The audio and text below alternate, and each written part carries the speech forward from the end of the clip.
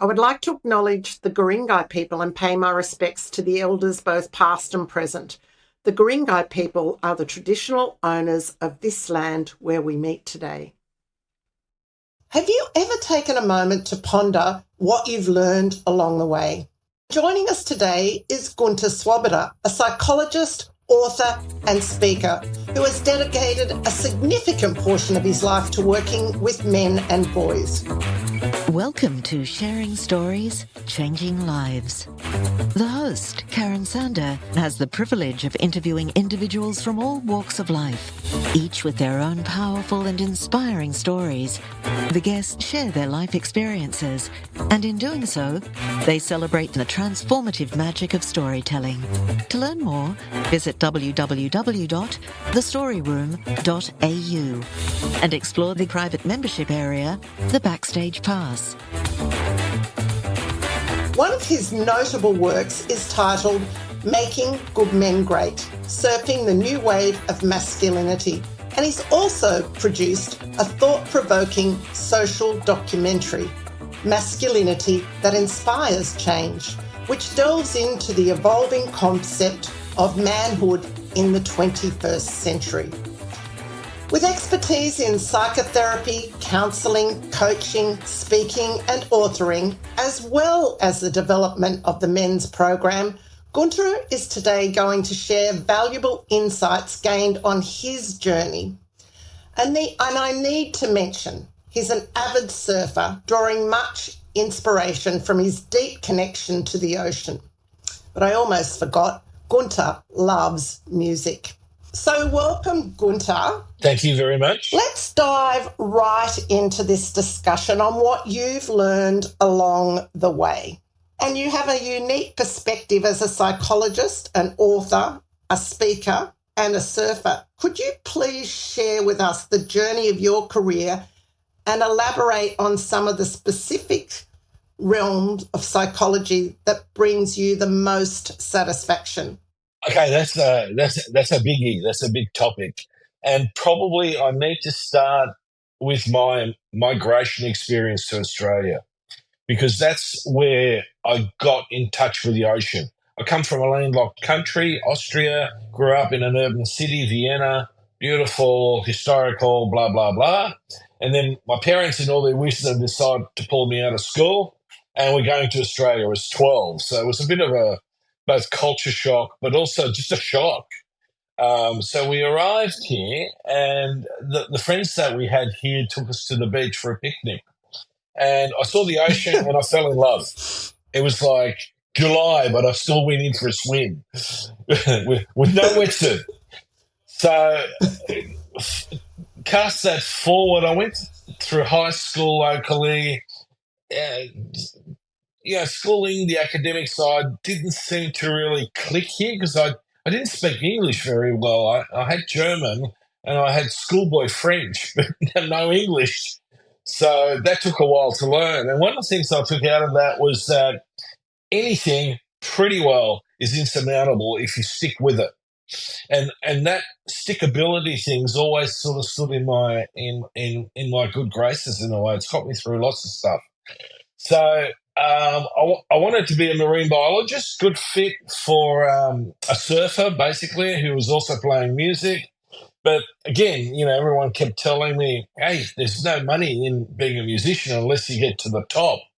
And I had some doubts about whether we could do that.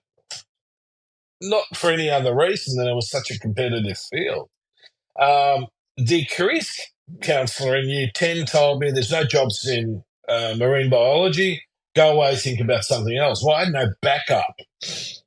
I was into reading, however, and I'd read widely from about 13 onwards in, religion, because my mother was quite a religious person, but she didn't put it on to anybody. Got into philosophy, thought philosophy was great. It was also, we're sort of coming towards the middle of the 70s, so there was lots of stuff about, counterculture and psychedelics and all that sort of stuff. Got very interested in spirituality. And I never picked up my HSC grades because I thought I'd flunked.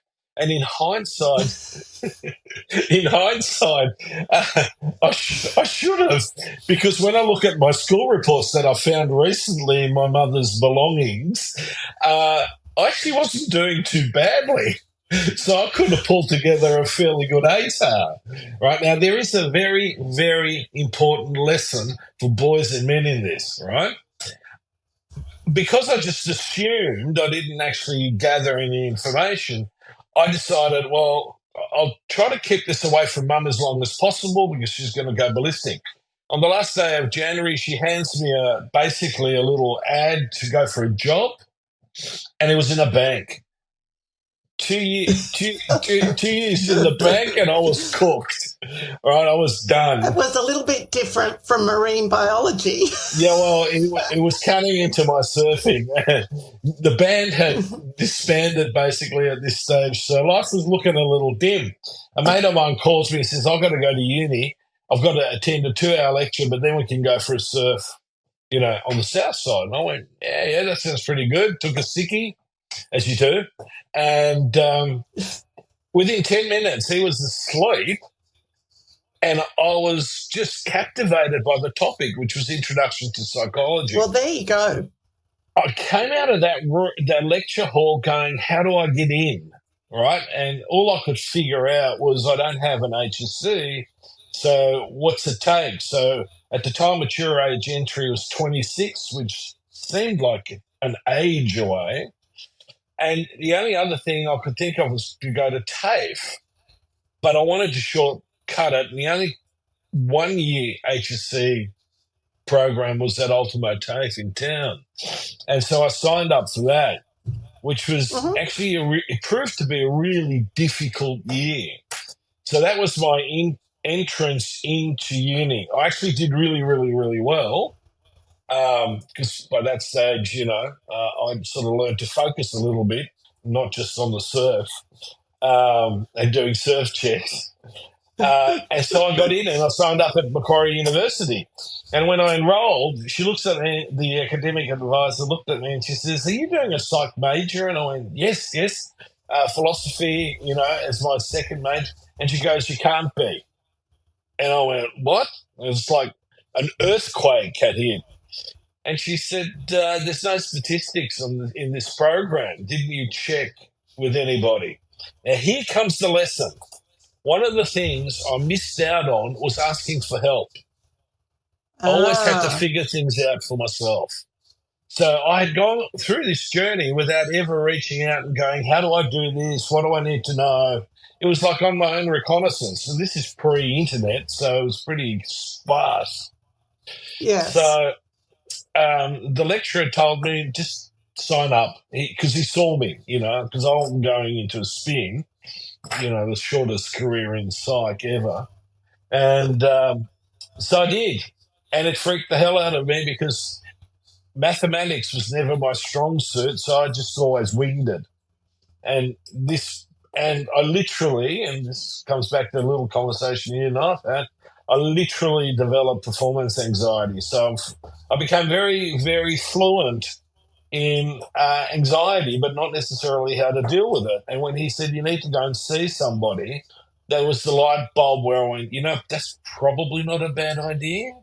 And so partially I learned how to manage my own anxiety and to recognize that a lot of anxiety is about just simply in our head, what we tell ourselves, our catastrophic fantasies.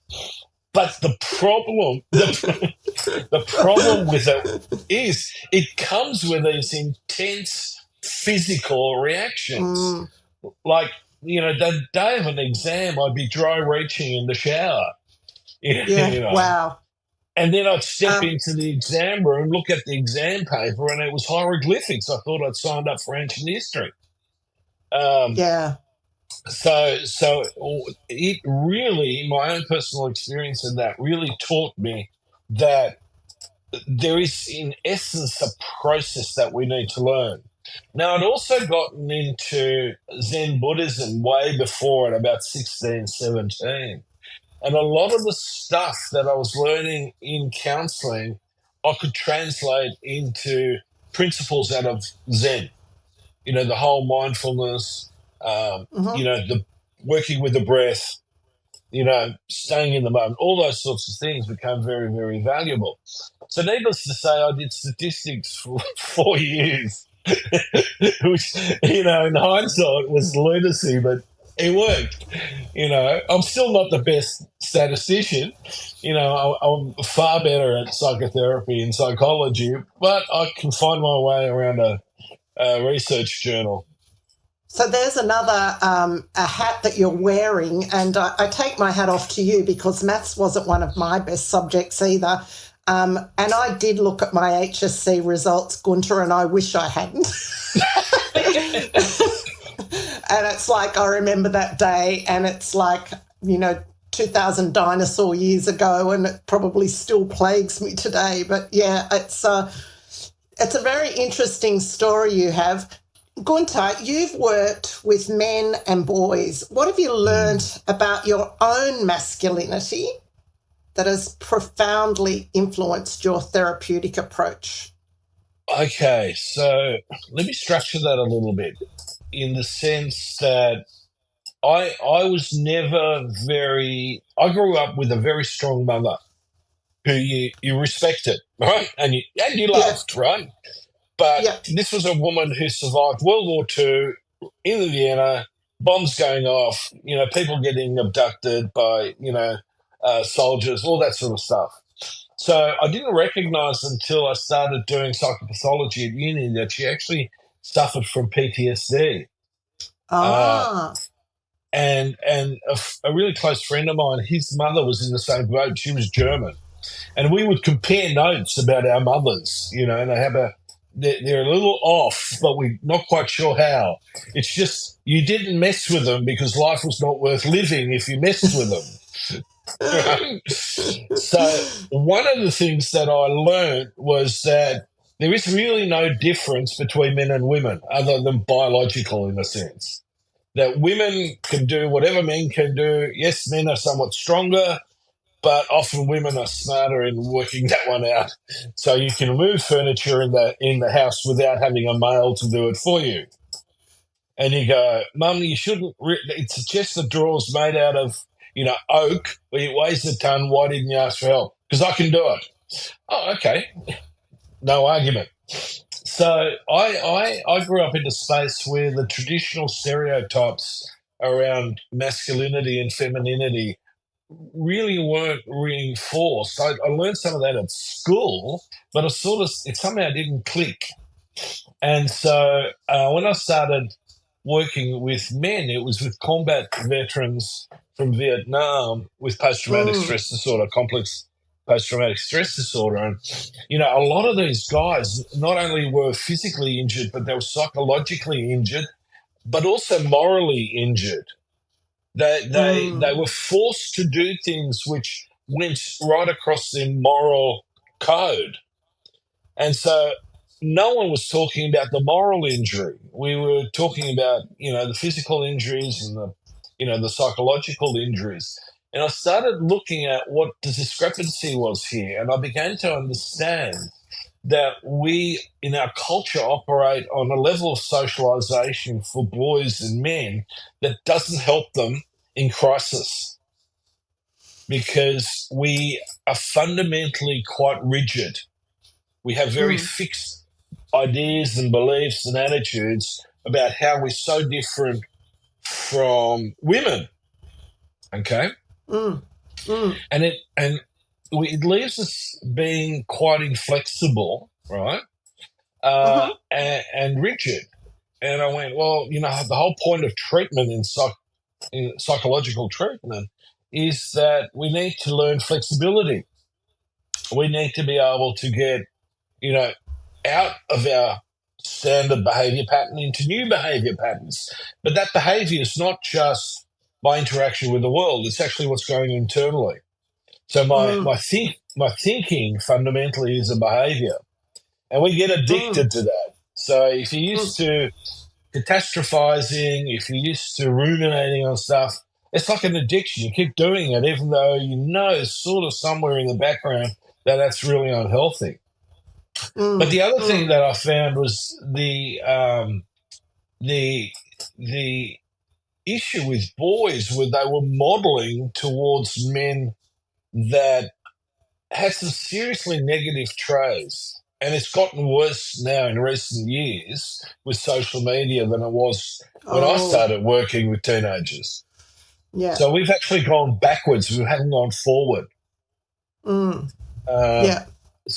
so the contrast for me was what I was working with, but my own beliefs and attitudes, which was I was very egalitarian. I didn't see why there needed to be like a gender gap. I was absolutely blown out one day when my mother went to the bank to get a mortgage, and they told her that she needed her husband's signature.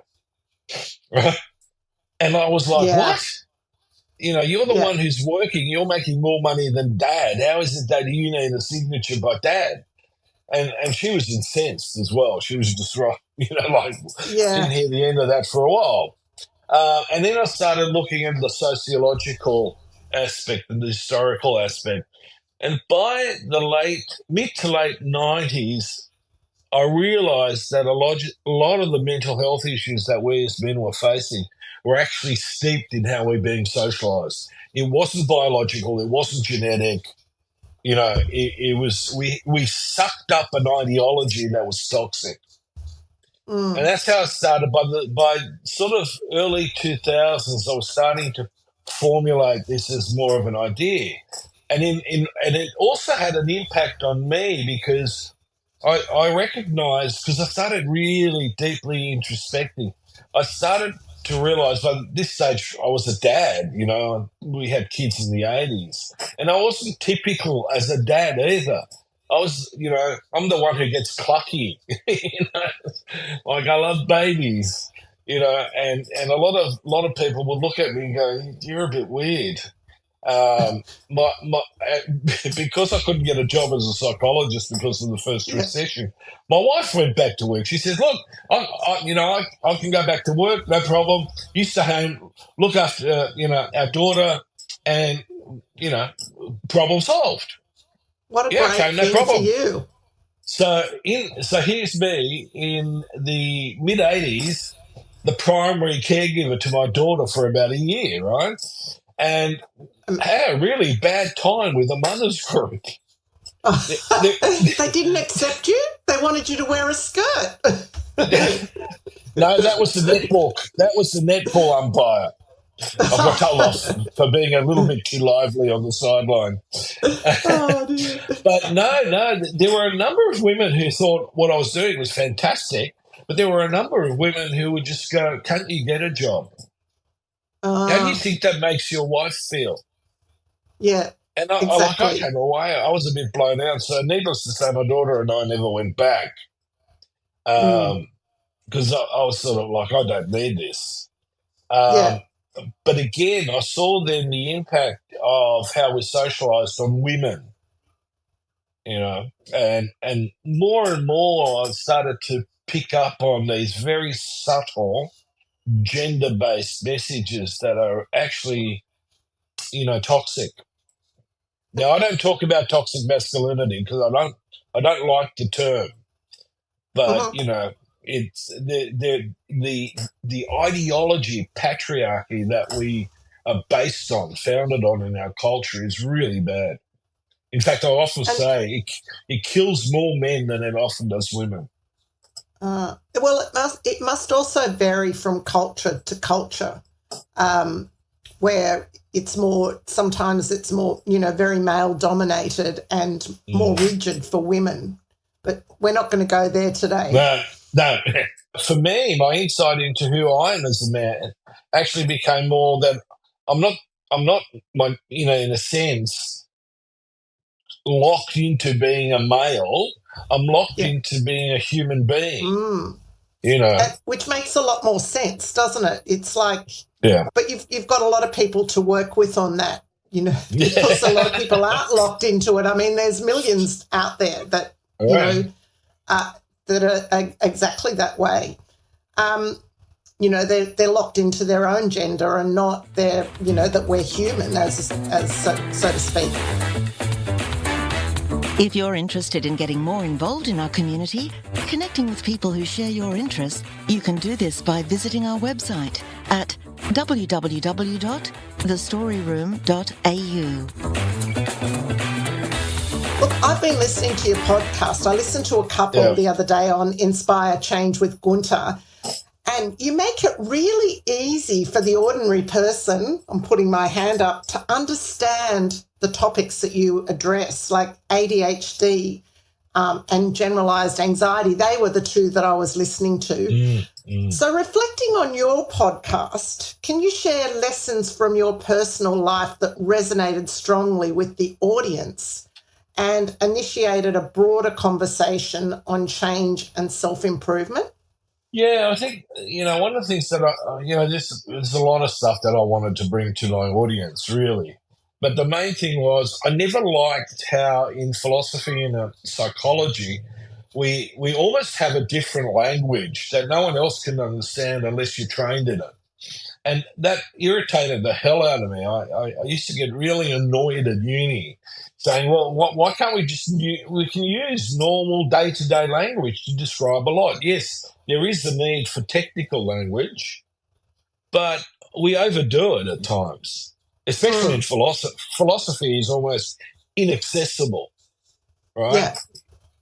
Yeah. And I think it's really useful for people to have access to philosophy, to psychology, through being able to understand it without having, without needing a degree or a postgrad degree. It's a bit like, IT.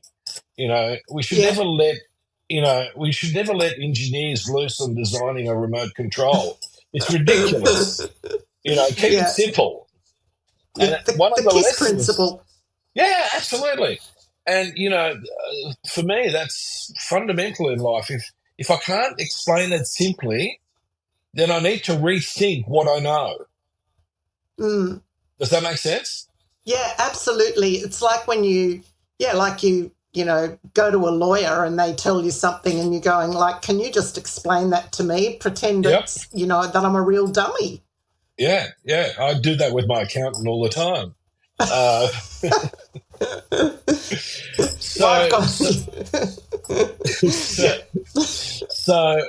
one of the things I wanted to bring to it is let's translate what is fundamentally actually a really complicated body of knowledge, but so people can get a hold of it and actually maybe rethink it. There's a downside to this because since the internet's exploded, everyone through Dr. Google has become, self-diagnosing and an expert in things, whereas all they've actually got is, an opinion. And opinion's not necessarily knowledge. Actually, if you get a chance, there's another podcast that I did on From Data to Wisdom. Okay. And one of the things that struck me recently was that I saw a quote by David Attenborough, who I love, bromance. I'd run away with him too. Yeah. I think the whole world would. The comment that he made was that human beings have become successful because of our intelligence. Unfortunately, the next thing that we need to actually survive is wisdom. And my podcast, which I did ages ago, was, are we actually losing wisdom? And I fundamentally believe that's true. So when I decided to tackle ADD, which seems to be at an epidemic level, if we go by the diagnosis and the number of prescriptions that are out there, I think we're watching something other than what it actually is being touted as a psychological disorder. My view is that it's a developmental problem that is actually much more embedded as an anxiety than it is as a separate diagnosis. And I mean, I've been critical of the DSM-5, which is the diagnostic manual in psychiatry and psychology, for a long time, because it in my view, it pathologizes human experience, and I don't like it. It's good that somebody's questioning it, and because someone has to, or things don't change, do they? No. Empathy. It's something that's really important working with clients. do you have can you share a personal struggle that you've experienced and how it helped you as a psychotherapist? Yeah, that one's interesting. I did a blog many years ago on how empathy can be taught, right? And Yeah. because I actually do that a lot working with boys and men. Because one of the things that happens when we're socialized into the traditional male stereotype is it suppresses our empathy. You can't compete with someone else if you feel too much about their experience. Does that make sense? Mm-hmm. So, if you're going to compete and you're going to beat them, then you can't actually get into their emotional space because you might just go, well, I don't actually want to beat them. Mm. Maybe we could cross the finishing line together, which everyone would think was ludicrous, right? Mm. But it's actually a humanistic idea. So, one of the things that's really important, I think, in empathy is that we need to grow up in an environment that nurtures it. Right? And I was fortunate enough on two levels that empathy was nurtured in my family, but it was also necessary because of the trauma that my parents had experienced. Mm-hmm. So to me, that became very, very instrumental in just being able to put myself into other people's shoes and sort of learn to know what to do with it as well. Mm. But the point is that I think we need to teach empathy. We need to really focus on it and Mm. nurture it because it sure as hell seems to be going out the window. I believe that too. And a lot of people will give you sympathy as opposed to empathy. Oh, yeah, not good. I wanted to talk a bit about neuroscience role, but what significant event in your personal growth caused a change in how you view neuroscience's role in understanding behaviour professionally? Okay, again, winding the clock back. I keep doing winding the clock back. Someone said, the other day, well, you've got 40 years to wind back. I'm thinking, oh, God, I'm having a heart attack here. But it is. It's over 40 years. When I couldn't get a job as a psychologist, and I then did need to go back and sort of start looking at what I was going to do, I actually did a stint as an enrolled nurse in aged care. Ah. And so one of the things that I had a lot to do with was people with a certain level of dementia. Alzheimer's wasn't as prolific really in those days. It possibly was there, but we didn't sort of have a lot of Alzheimer's patients. We had people with dementia on the wards and people with recovering from strokes. Mm. Right? And there were a couple of things that I learned. One is that you needed to be patient. There was no point trying to convince a person with dementia what day it was when they were convinced it's Friday, when it's Monday. You just don't waste your oxygen. Just go along with it. It's okay. Happy days, right? And they would often just sort of, they come up to me and they go, so what day is it? And I go, so what day do you think it is? Oh, it must be Friday. And I go, absolutely, it's Friday. And some of the sisters and nurses would go, why are you lying to them? I said, I'm not lying to them. I don't want them to get upset. They'll forget it in 5 minutes anyway. Yeah, yeah. And like people would just look at me and go, what? Are you serious? And I go, there's no point in reality basing them because they have a very different reality. It's hard to get your head around that, isn't it? That they have a very different reality because we've just been through a bit of dementia with my mum before she passed away, and we actually had a clock on the wall that told her the day of the week that it was. I mean, there's amazing tools out there for telling them the day of the week. I don't know that it mattered much because every day ran into the other anyway. But, there wasn't... that's the point. Absolutely, that's the point. Or, trying to remind the person of who's who in the family rather than just leaving it when that person will turn up and go, oh, look, it's Frank. He's come to visit. Oh, nice to see you, Frank. And then you get the, Do I know Frank? Yeah, you do. But it's okay because, tomorrow we'll have the same conversation and it's all right. Don't worry about it. I'll tell you who Frank is tomorrow. And they're happy. Yeah. And tell us a little Absolutely. bit of the difference with neuroscience and psychology, just a really brief. When I was at university, there really wasn't a lot of neuroscience. There was neuropsychology, which was as boring as anything because you spend all your time with clients testing them. I'm not a big fan, as you can tell. But it's important. It is important. So I don't want anyone, if you want to do neuropsych, by all means, go ahead, do it. Someone's got to do it. Wasn't going to be me, though. So neuroscience emerged out of the cognitive sciences, and because our technology suddenly exploded in terms of, MRIs and functional MRIs, PET scans, all sorts of stuff, we could see what was going on in the brain when certain things were happening. And there's a part of me, I've always been really interested in that. And if at the time I was studying psych, that was the proper course or a series of courses, I could possibly have gone there rather than down psychotherapy, right?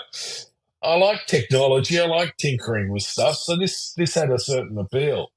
But one of the things that I like about psychology and neuroscience is that the things that we work with in psychology and psychotherapy, we now can actually look at how we test it in the neurosciences. So what actually happens in the brain, and then what happens emotionally and behaviorally and so on, and what are the correlations, right? So in that, this is very simply put, but in that context, it's massive. A friend of mine who's a neuroscientist and I are working on a book together about, sort of blowing up some of the gender myths.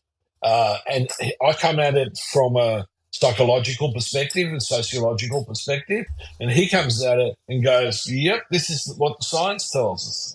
And it's amazing how much mythology exists in the community about how we function as human beings. It's amazing what has been learnt too in the last 30 years and it's phenomenal just in terms of our health and well-being and our mental health.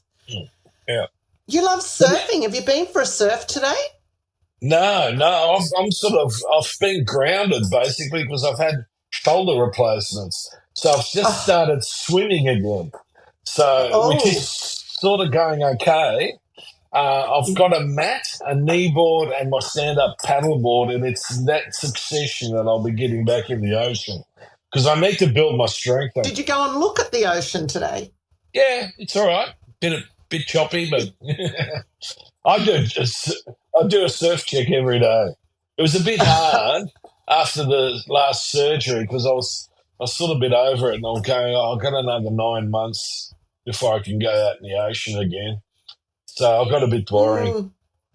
My son keeps me up to speed. I'm sure. Well, I can give you some surf reports from down the road too, if you ever want any. Thanks, Karen. Look, you're welcome.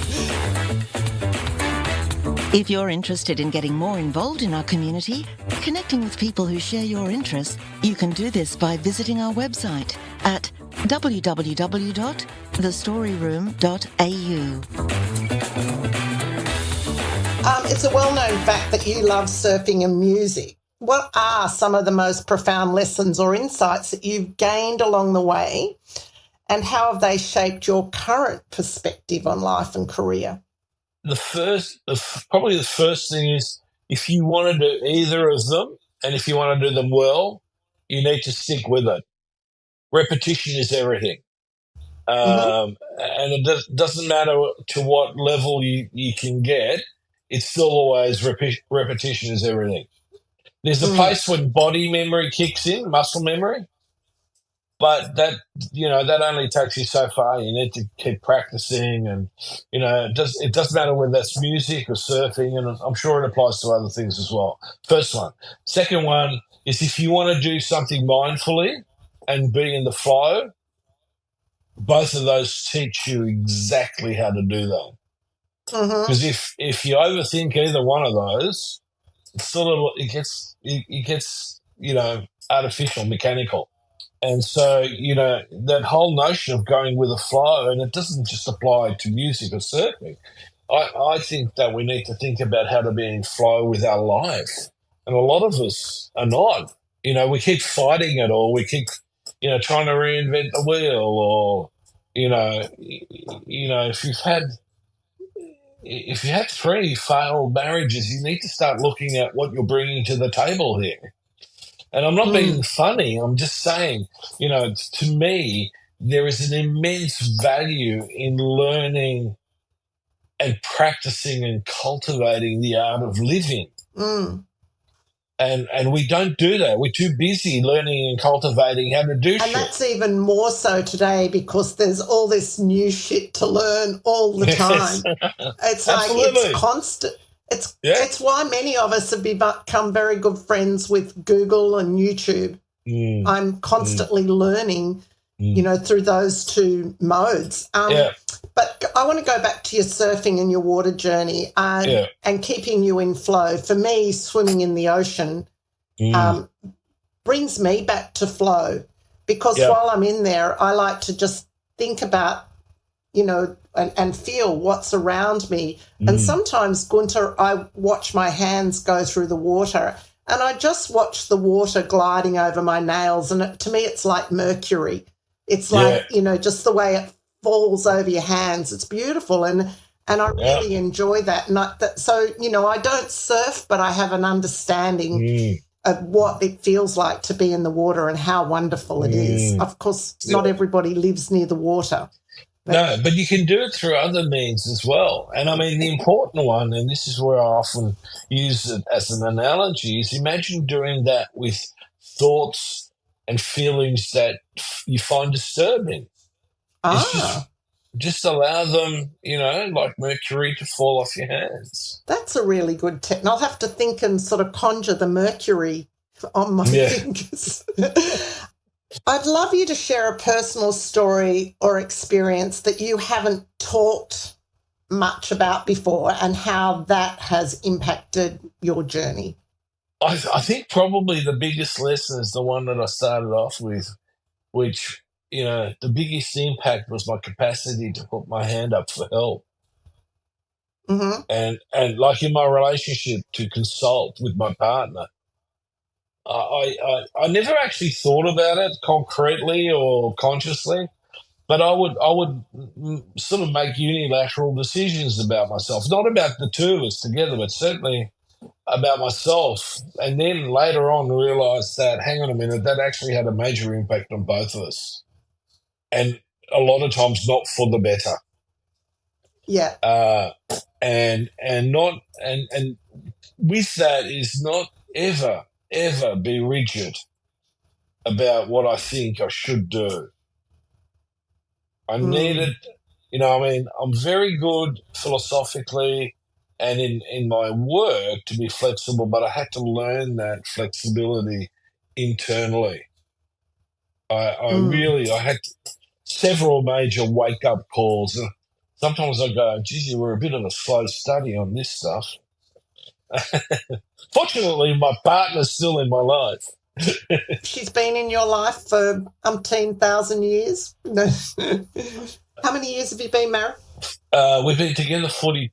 We've known each other 50, but we've been together 42, and we've been 37 years married. Amazing. Congratulations on that. I mean, Thank you. Working in any relationship, you have to work at it. And as you said, learn as you go.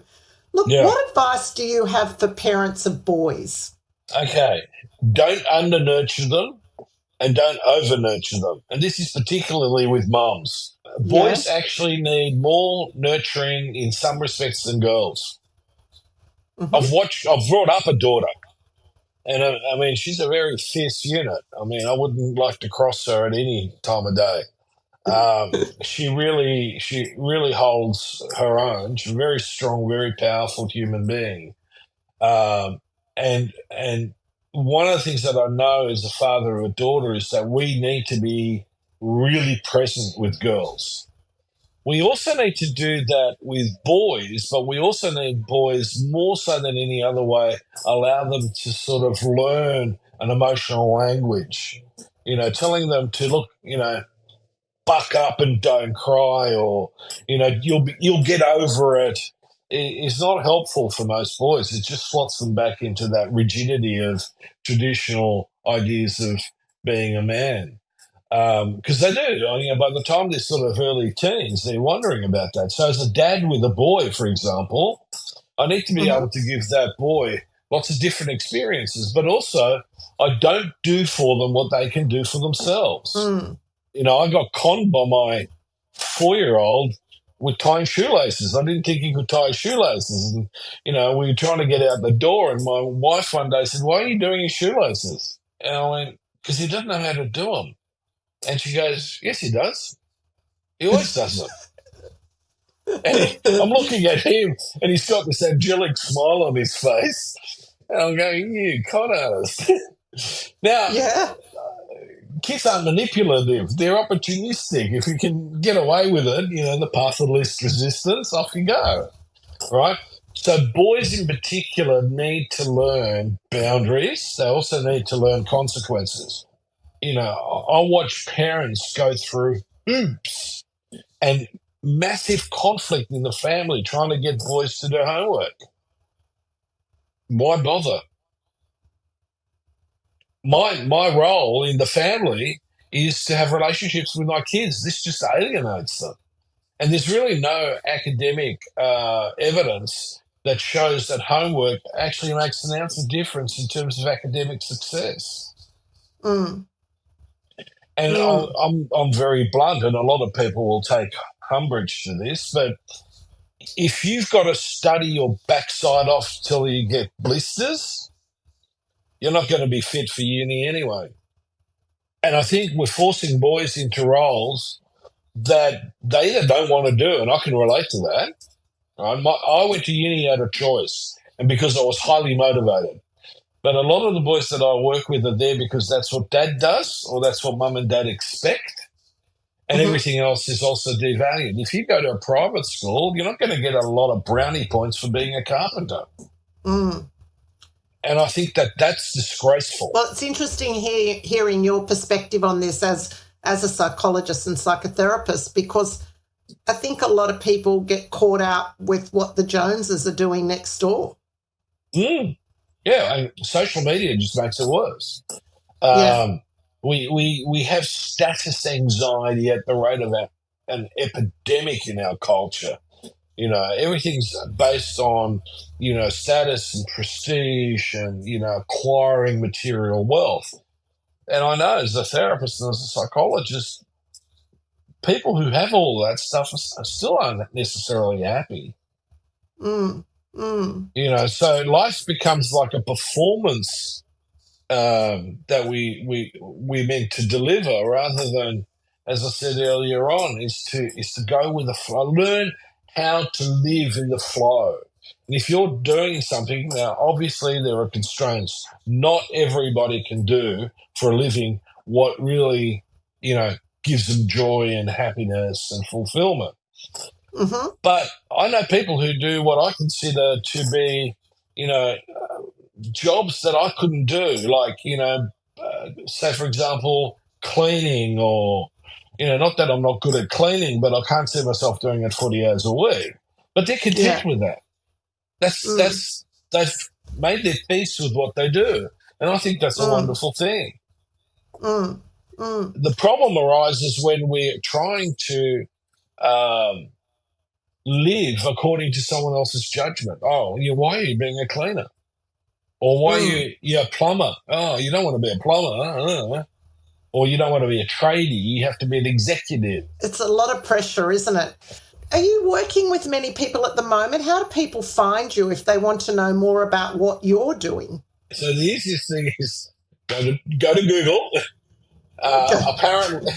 Apparently I do pop up really quickly. Oh, so you do? I've been stalking you. Yeah, right, okay. So that's one way. There's two websites. One is www.gunterswoboda.com, and the other one is makinggoodmengreat.com. And so, so there's also the phone, office number, So, I am actually working a lot at the moment. I've got about, I think, an 8-week waiting list. Oh, my goodness. Maybe more. What's the next on your journey? Have you got anything coming up that you're really excited about? Oh, yeah. I've been approached. I'm not sure if I can go into too many details. Anyway, I've been approached by 2 anthropologists to become part of a research program. Wow. So, and I'm currently exploring, doing a PhD out of that. That's a big, big task. Yeah, I got really Commitment. excited. Absolutely. I got really, really, really excited. And then the next morning I woke up and had cold feet. But it's okay. It's, it just goes around, comes around. Yeah, So, I understand the cold feet. You go, and you're probably a little bit like me that when you say you're going to do something, you actually just do it. yes, absolutely. I think it's a good trait. I do too. Absolutely. I've always held this. And unfortunately, we should be able to run a business by a handshake, but we can't do that anymore. And one of the areas that I'm interested in is in character formation. In other words, virtue and ethic. All right. Now, it's strange coming from a psychologist. And my view is that there is actually a connection in there, between character and well-being.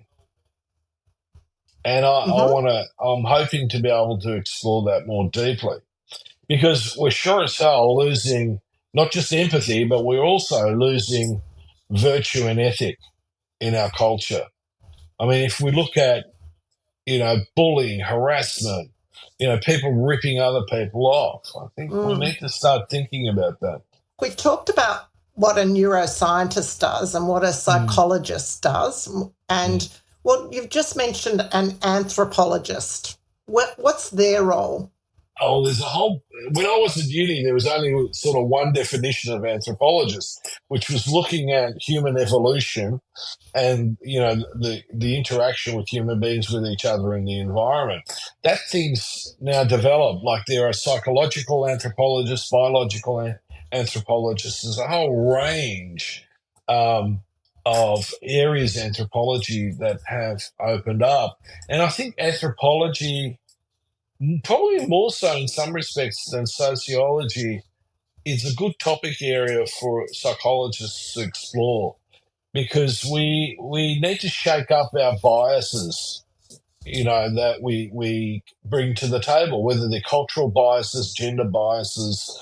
And as a therapist, remember the thing about change is being flexible and adaptable. And so I need to constantly question myself about, is this opinion, belief that I hold actually supported by evidence? Is it supported by, different bodies of knowledge? And if I can pull that together, then I'm much more capable of making wise choices. Good luck on that project if it comes about. I mean, we're looking forward to hearing more about it. On that note, I want to mention again, is the Data to Wisdom, is that one of your podcasts? Yep. And so they can find that, just help me, Gunter, at Inspire Change. Yeah, with Gunter, yeah. And that podcast is on all the platforms. Oh, okay. Oh, look, honestly, I love the couple of podcasts I listened to this week. You. Yeah, and look, you are an inspiring man. You've also been on my live event, the Story Room. Yeah. And that's where this podcast has actually come from. And it's sharing stories, changing lives, which is the tagline for the Story Room. And thanks again for sharing your wealth of knowledge on stage there. Oh, you're welcome. I loved it. I think what you're doing there is great. We need more of that rather than less, Well, they'll be available soon in a private members area, so you have to watch this space because I'm about to mention it shortly. Cool. That's excellent. It has been an amazing experience to have Gunter on the program today, but what an inspiring person you are, Gunter. But you're truly an authority in your field, working with men and boys. If you'd like to grab a copy of Gunter's book, Making Good Men Great, you just find it on Amazon. I believe it's good practice to reflect on what you've learned along the way. We're often in so much of a hurry, we forget to take the time to reflect and learn from our life experiences.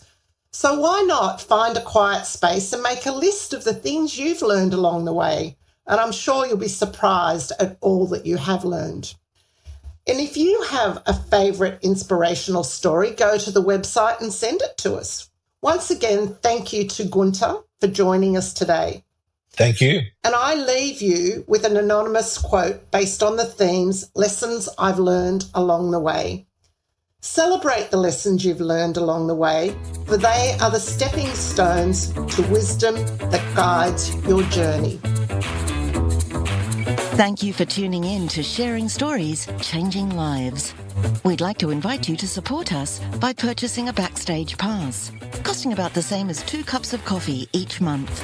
With the Backstage Pass, you'll gain access to workshops and exclusive content, including videos from our live events. You can do this by visiting our website at www.thestoryroom.au. We can continue to show that sharing stories changes lives.